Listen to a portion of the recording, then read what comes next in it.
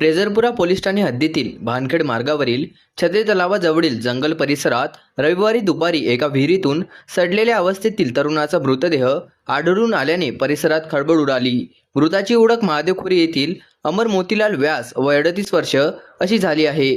शव विच्छेदन अहवालात त्याची चाकूने वार करून हत्या करण्यात आल्याचे स्पष्ट झाले आहे। मिळालेल्या माहितीनुसार वन विभागाकडून वनखंड क्रमांक 15-17 येथे सीमांकनाचे काम सुरू होते। यावेळी कामगारांना परिसरात तीव्र दुर्गंधी जाणवली। शोध घेतला असता जवळील विहिरीत एका तरुणाचा सडलेल्या अवस्थेतील मृतदेह दिसून आला।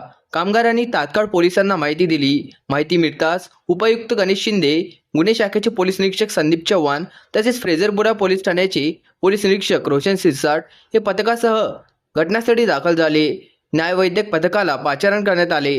पंचनामा करून मृतदेहाची ओळख पटवण्यासाठी इरविन रुग्णालयाच्या शवागारात पाठवण्यात आला। दरम्यान एका महिलेने मृतदेहाची ओळख आपल्या मुलगा अमर व्यास अशी पटवली। प्राथमिक तपासात मृताच्या डोक्याच्या मागील बाजूस गंभीर दुखापतीचे चिन्ह आढळले असून शरीरावर इतर ठिकाणी विशेष जखमा दिसून आल्या नाहीत। मृताच्या हातावर पूजा असे नाव गोंदलेले असल्याचेही पोलिसांनी सांगितले। या प्रकरणी पोलिसांनी खुनाचा गुन्हा नोंदवून आरोपींचा शोध सुरू केला आहे। अशाच ताज्या बातम्या जाणून घेण्यासाठी न्यू महाराष्ट्र 24 न्यूजच्या यूट्यूब चॅनलला सबस्क्राईब करा। धन्यवाद।